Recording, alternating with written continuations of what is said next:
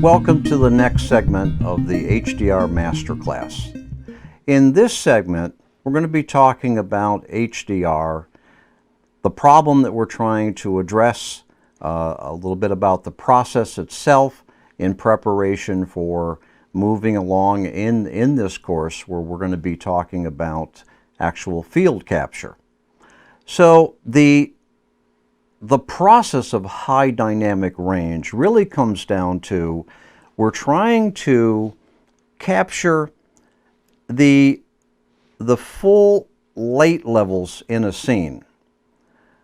And that really means that we're trying to avoid a situation where there is a loss of pixel information. And I have mentioned this a little bit before in previous segments of this course. But it really comes down to we're trying to keep the image from clipping any particular pixels. We don't want to have a situation where the pixel information over on the darks or the shadows side is clipped, and clipping in review simply means that the camera is unable to provide us with the numeric value for the amount of light that a photoreceptor has collected, which translates to a pixel. So what we're trying to do with high dynamic range photography is to not have a situation where we have clipping over on the shadows or the dark side, and where we don't have clipping on the highlight side or the white side. So essentially, high dynamic range photography is trying to capture the entire pixel information for the scene that we're working with. Another very important aspect of high dynamic range photography is that we're attempting to retain or recover as much of the detail in the scene as possible. And it really comes simply down to this. If you have clipping, as I've described before, you can have no pixel information. When you lose pixel information, you lose detail. So, by the simple act of not having clipping in your final image, you have the ability to retain or recover the maximum amount of detail. So the concepts are interconnected. Let's just kind of really briefly define what this high dynamic range is. It really is, the terms is you have high, and that's really describing a range of light intensities from low to high. And dynamic simply is implying that there's a change in the light intensities in the scene. The change being you have a portion of the scene that's in the shadows, all right, or the darker tones, and you have other portions of the scene that is in the highlights. So there's a range involved there. So the range is really the difference between the lowest and the highest light intensities within the scene. So you'll notice here that the term light intensities keeps coming up. Well, it really is a matter of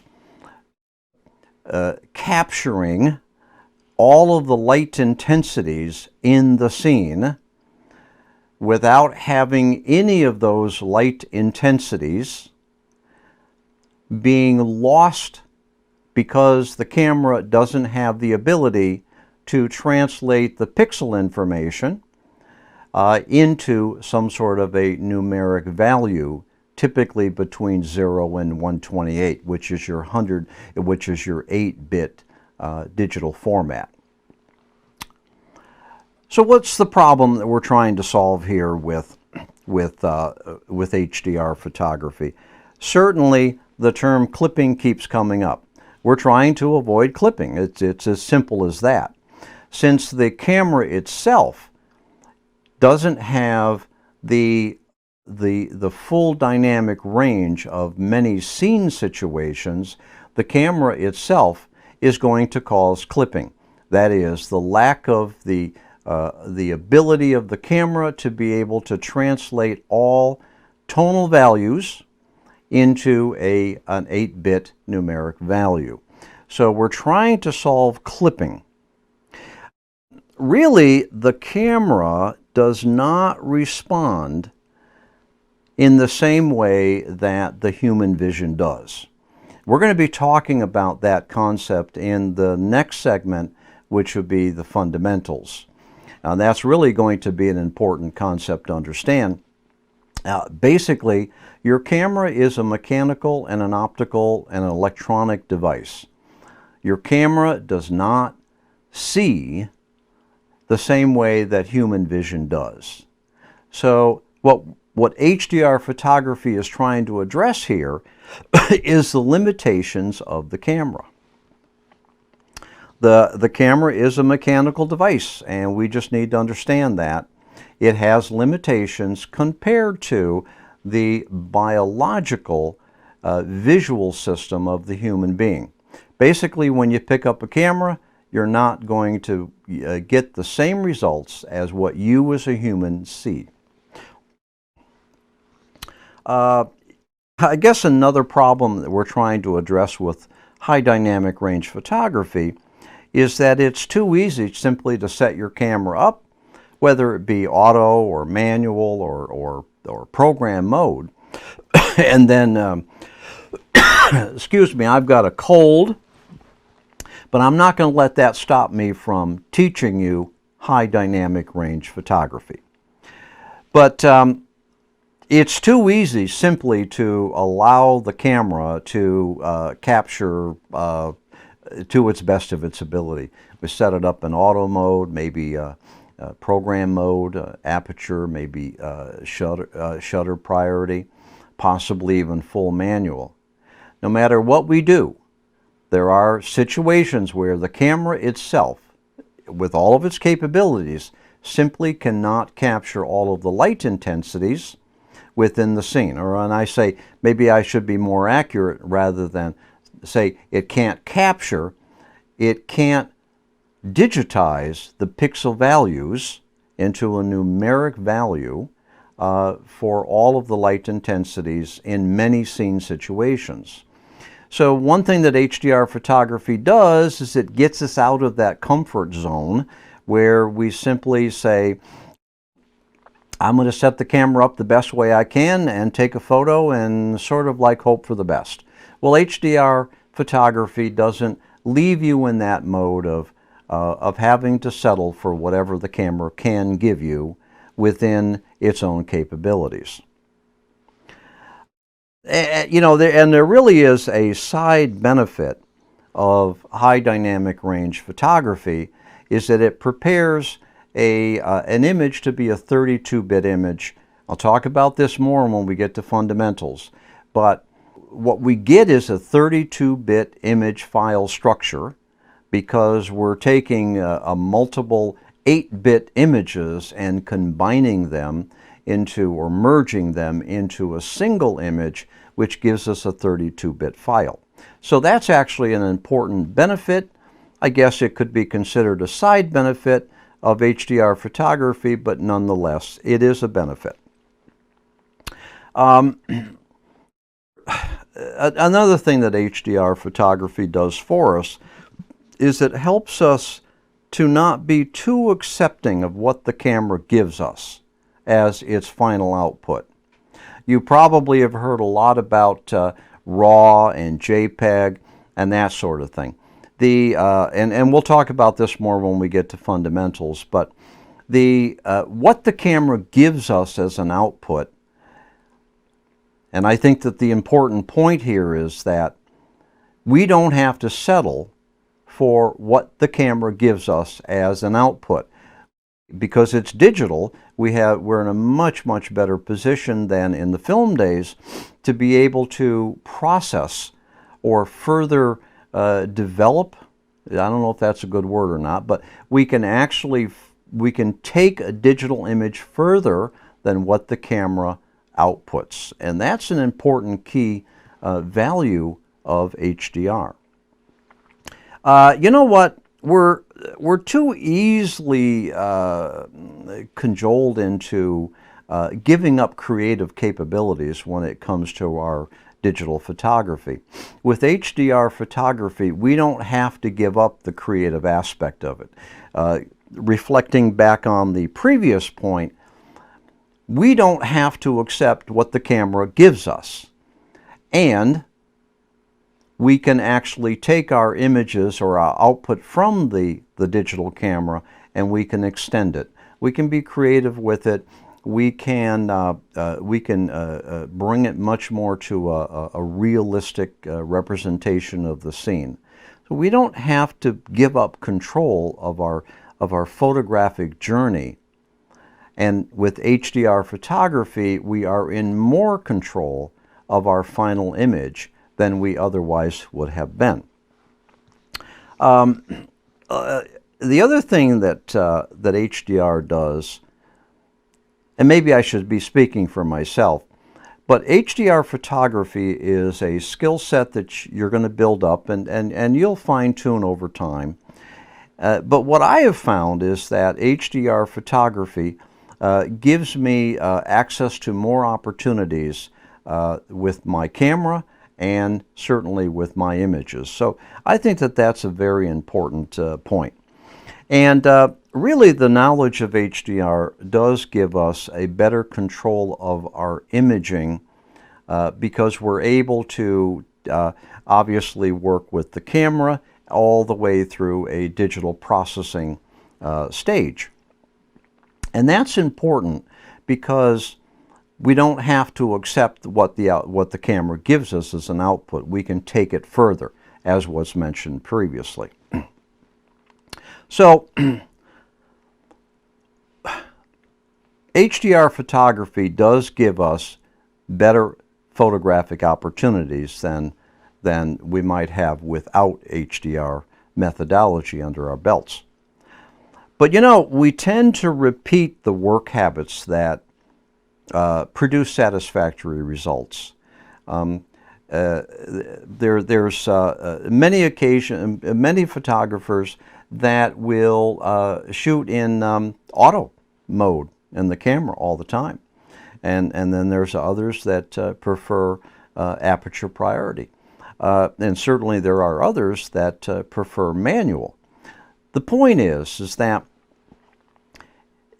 it's easy to find ourselves in a mode where we're getting decent results and we tend to fall into the habit, and that's what we stay with.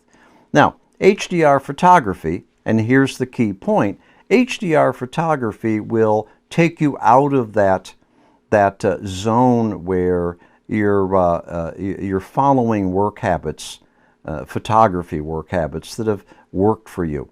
It gets you out of the mode where you accept the output of the camera based upon what you can and cannot do with your camera. It allows you to be able to move beyond the work skills that have given you satisfactory results in the past. New skills are always a foundation for yet new skills. HDR is a skill. There are skills involved. It's not difficult, but there are certain things that if you pay attention to, you're going to get the best possible results. So I really do regard HDR photography as a skill set. And HDR skills are very, very applicable to other avenues of your photography. You'll understand your camera better, you'll understand your scene better, you'll understand imaging better, you'll become more familiar with and comfortable with software. It just goes on and on and on. I've always found that when I pursue new skills, those skills lead to a path for yet other skills. And I find that absolutely wonderful. The point is that you're going to be able to use HDR photography skills as a springboard for yet other photography skills that maybe you don't currently realize that you're going to get involved with, but HDR sort of opens the door for you to be able to move on and develop yet more skills in your photography journey. And there's always that nagging feeling that, well, maybe I'm not getting the best that I can from my photography. You may be a hobbyist. You may use photography for only family occasions. You may be a portraiture photographer. You may be a nature photographer, a landscape photographer. But I have found in myself and observation of other people that it's sort of like they're always wondering whether or not they're getting the most and the best from their photography within their level of activity and their interest level with photography. And there's all different kinds, and there's none wrong. But there's always that nagging, am I getting the best I can from my photography? I'm not talking about are you getting the best you can from the camera that you bought. Are you getting your $3,000 worth from the camera? I'm not talking about that. I'm talking about are you getting the best you can from your photography activity, from your interest in photography. Here's my point. HDR photography will help you get more from your photography. So it really comes down to HDR is a photography methodology primarily for developing images to give you a final result that move you beyond accepting what the camera will give you. It's a skill set. It is a springboard. It's fun. It gives you some wonderful results. Remarkable, memorable images that you may not have otherwise have acquired. So, all right. So that's high dynamic range photography defined. In the next segment, we're going to talk about the benefits of HDR, and there I think you're going to find that you'll begin to realize that developing HDR skills, acquiring knowledge, trying it, using it, will actually derive for you a number of benefits. And I think in the next segment, you're going to begin to appreciate the benefits that you can derive from HDR photography. So, I'll see you in the next segment. And I'm really happy that you're sticking with me here. It's getting more interesting as we go. Keep in mind that we are moving toward actual HDR field capture, and then that will take us into tone mapping, and that will give you a really good, complete understanding and the ability to put HDR photography in practice in your own photographic journey. So I'll see you in the next segment where we're going to talk about HDR benefits.